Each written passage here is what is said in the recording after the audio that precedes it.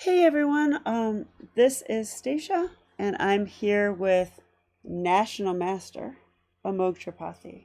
You may remember Amogh from a Progress with Chess video and article not long ago at all, where he had just broken 1900. Well, I'm here to tell you that in just 4 months, he went from 1900 to 2200 and earned the National Master title, which is something that I find incredibly amazing, inspiring. Other word, check, check, check. Very awesome. So, Amogh, thank you so much for being here today. And we're going to look at a game that you played at the Parma Chess Club against another national master, a youngster who's been, well, a college student. I mean, you're a youngster. You're how old? 13? 14. 14? You're Mm-hmm. 14 years old. And this Braden Hart is a national master, but he's a college student, right? So he must be like 19 years Yeah, old, something like that. 19, 20, something like that. Somewhere around there. And he's also a wild attacking player. He's been terrorizing everyone at Parma. All the masters at Parma are scared of him, is the rumor I've heard. So let's have a look at how you deal with him. I mean, I think to withstand his craziness is a feat. So we're going to look at this game because I think it's very interesting. Okay, let's get started. Sure. So E4, C6. For those of you who don't know me, I am one of the most boring players in Northeast Ohio. But don't worry, this game will not be going that way. This game is a bit more exciting. As we continue, D5, E5, and C5.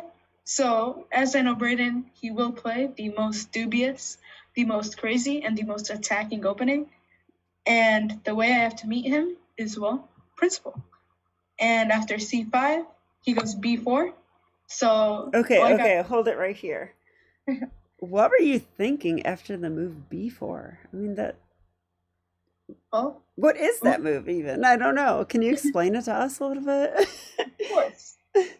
So this is considered in the Sicilian and in the French as a wing gambit. Although there is no wing gambit against the Caro Kann, unless we invent one, which is what Braden is on to doing apparently. And well, after B4, I was like, normal Braden stuff again. And I was excited to play this game because I knew we were going to go into more crazy lines like we did in our previous game. And well, I hope you'll enjoy. And after CB4, D4, Bishop G4. So my plan was to hold on to the extra pawn advantage by playing E6. But if I play E6 at this very moment, my bishop is terrible. To avoid which I played Bishop G4. And now after A3, not going extra greedy by taking a bishop takes. Oh, so wait. Can we go back for a second? I just have a question. Mm-hmm. So after when you mentioned E6 before Bishop G4, yeah. I was just kind of curious, like, did you consider the move B like E6 with the idea of B6 and Bishop A6?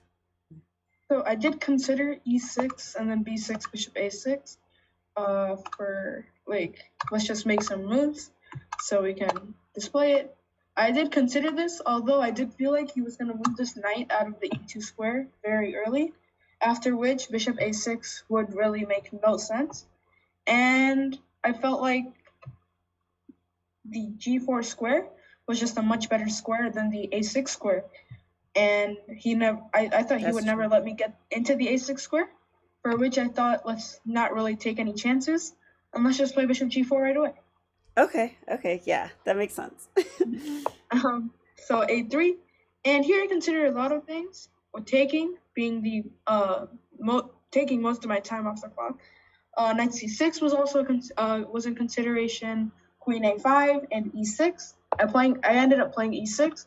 If I go bishop or pawn takes A3, he gets bishop takes A3, and now I can never play E6 because otherwise I have to put a king or a rook on F8 to recapture my taken bishop.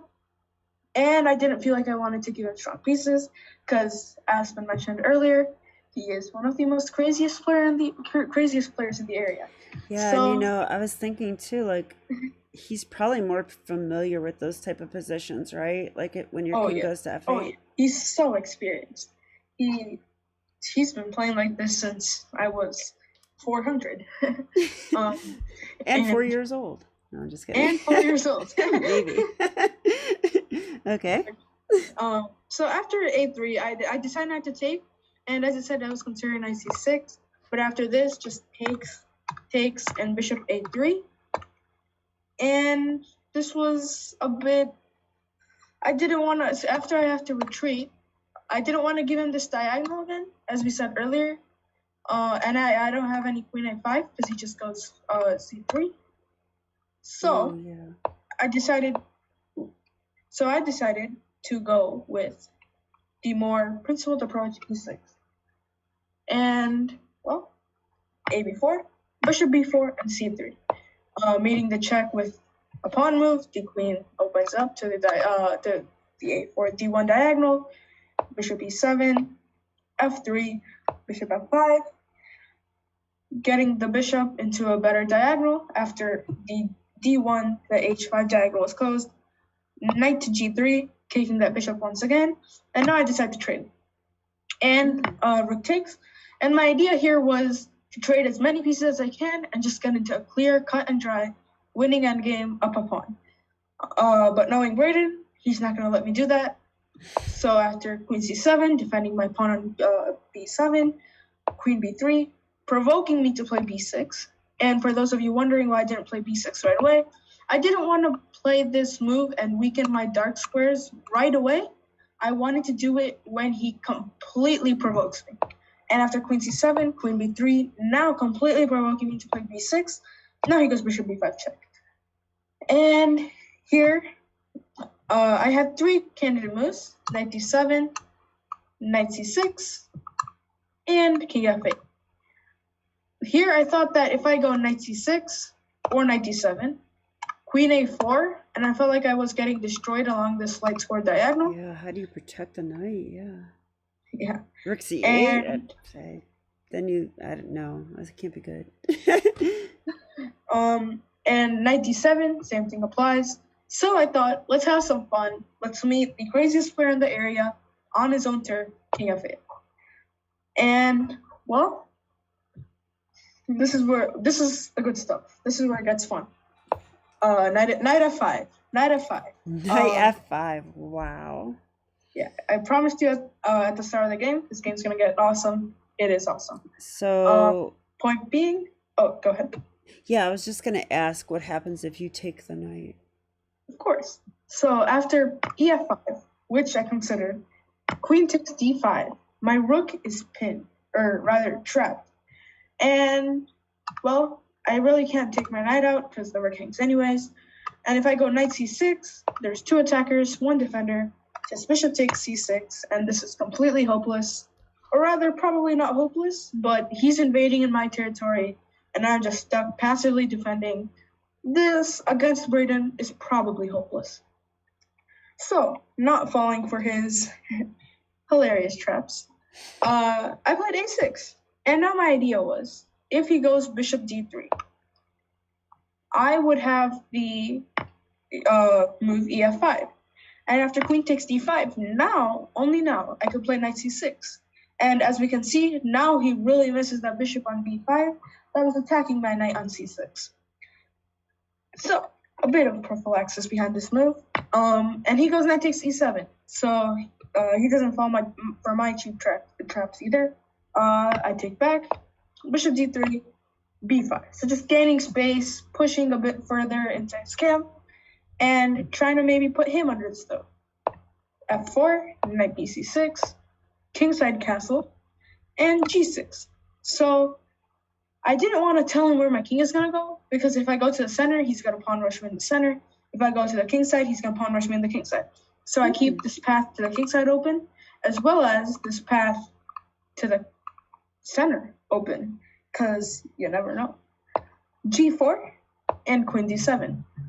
Now, why did I play this queen d7 move exactly in this dynamic of a position? If we just say I played say rook a7, Now he has f5, and after gf5, gf5, knight f5, bishop f5, pawn f5, now he doesn't have to capture f5, but rather he can throw in a intermezzo with queen takes d5. And now the f5 pawn is going to fall, and, well, I won't have a pawn advantage anymore. My pawn structure is completely destroyed, and I might even be losing this. Keeping that into consideration, I played queen d7, because now, if we go down the same line, which we did in the game, takes, or rather, he did not take here. But if he does take, and we go down this whole line again, the d5 pawn isn't hanging. And now he's just down 3 pawns, I believe. Or rather, 2 pawns. And he has no compensation. Or he might, but it's very slight. So after gf5, he went bishop h6, throwing in this intermezzo, forcing my king to e8, and now going gf5. And this was quite clever. I was considering bishop h6 after we do all the trades at f5. I didn't really see it right away. So king e8, now he goes gf5, knight f5, bishop f5, pawn f5, and king h1. This was a very tricky move, and I missed this. And well, I was under the stove for a bit. So is that prophylaxis then, because he's expecting rook g8? Yeah, and that was the point. Point being, rook g8, rook g1, and now I'm completely destroyed. As well, if I trade on the g file, he gets the completely open g file, and this wasn't to my interest. And if I try to keep my rook there, I have to go king e7, connecting the rooks, after which he gets bishop g5 check. And now I have to go king e6, and out of all my options, I didn't like this too much. So I went queen e6 right away, bishop g7, rook g8, bishop f6, and now I went king d7. And now I don't have to get my king stuck on e6. Instead, it goes to d7, where it's perfectly safe, rooks are connected, jolly position. c4. I was completely not expecting this. He is so aggressive. Yeah, he is very aggressive.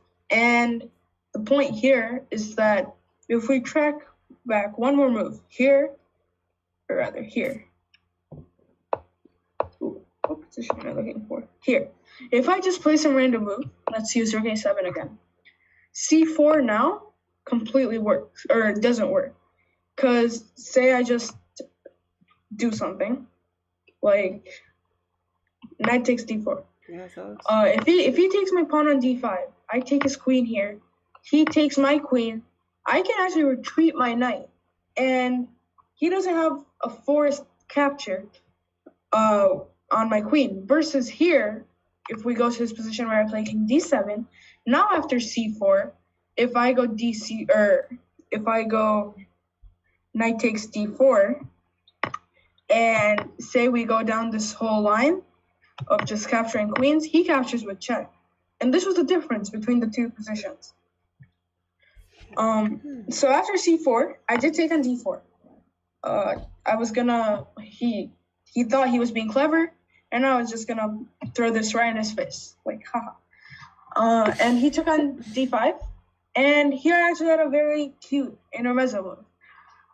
This was the good stuff, and if you would like to pause the video, you very well may. Otherwise, enjoy the good stuff. He takes off 6. And this is an intermezzo, as I can't take the queen right away. As we saw, I lose an extra knight. Otherwise, after queen f6, if he takes back on my queen, I go takes, rook take, and he's down 3 pawns, or 2 pawns, and a completely lost endgame, 2 connected passed pawns. His king is completely cut off on the b file. This doesn't seem too hopeful for him. So, trying to avoid this, he went with e6 check. I took, he took, and I went queen takes. And it's funny how he has 1, 2, and 3 open files in the center of the board against my king. Pretty colored ones. He has 3 open files against my king in the center of the board, yet my king on d7 is much, much more safer than his king on h1. Point being that if he plays some move, say queen d3, or the move he played in the game, which was rook f1, I get to pounce on this diagonal and he has no moves. Queen e4 check. And this happened in the game, so rook d1 was played, and after queen e4, on move 31, Braden resigned the game as well. He has nothing to do, as after I get on this diagonal, the king can't go anywhere. He has to sack the queen. Queen of 3? Yeah. And I just take it. And, well, he really can't prevent this either, as I have 3 ways of getting onto it, and he can't take away all 3 squares, nor can he take away the diagonal. He can't block with any of his pieces. And this was the good stuff. And realizing my king on d7 is safer than the king on h1, it was in this position that I knew I was winning. And it was in this position that Braden resigned the game. Wow. Well, brilliant. Brilliant game, Amogh. Thank you so much for sharing that with us. I mean, I have a couple questions for you because I mean, yeah, how are you doing this is my question. I'm an adult improver. I've been, I went from 1100 to 1700 and that was great, but now I've been trying to get to 1800 for like 2 years. It's so hard. How are you doing this where you go from like 1900 to 2200? And I'm not convinced that you're done. I mean, I think that, it looks like you're on the path to become a grandmaster if that's what you want to do, which is amazing. And it's amazing what you've done already. So do you have any tips for how you have accomplished this level of chess that you're playing? Of course. I mean, number 1 is what you just said. I'm not done. I believe in myself. Like, getting GM is probably the hardest thing in chess, or rather getting a title is the hardest thing in chess. But I mean, just believing in yourself, just knowing that you can do it. Yeah, it may seem like those like rich words that don't really mean anything, but if you believe in yourself, that truly will change your game. And the second thing is, don't put too much pressure on yourself. I've seen so many people putting so much pressure on themselves to win. I mean, I just play chess to enjoy, and out of that, I just wait for my opponent to mistake, and I get the win through that. I mean, I don't really try to push for a win in a drawn position. I just wait, and pounce. And that's the thing. Be patient, be persistent, pounce, and prevail. Those are the 4 P's to progress with chess. And they've been working out so far, and hopefully they continue to work. Well, it seems like they are working, and I do feel they're going to continue. So thank you so much, Amogh. This has been amazing having you as a guest. I hope to have you again soon. Maybe you could help me analyze one of my disasters of a game. So I hope to have you back very soon. And well, that's it, everyone. Thank you and have a great night. We'll be back with more chess. Of course. Thank you. Happy checkmating. Bye.